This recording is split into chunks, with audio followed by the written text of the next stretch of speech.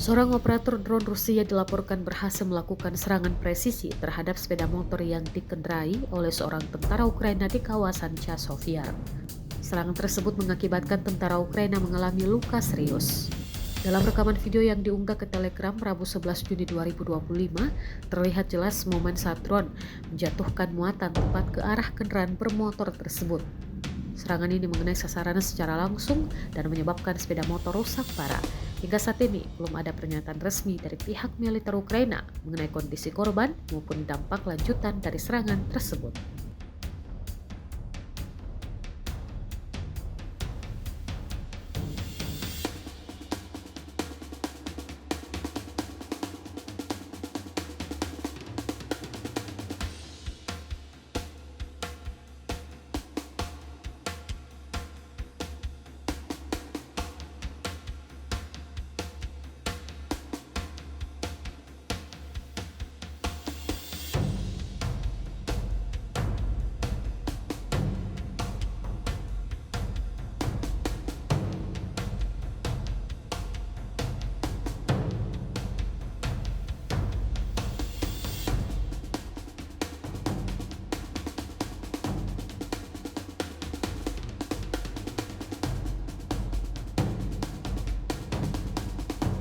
Download Tribun X sekarang, menghadirkan lokal menjadi Indonesia.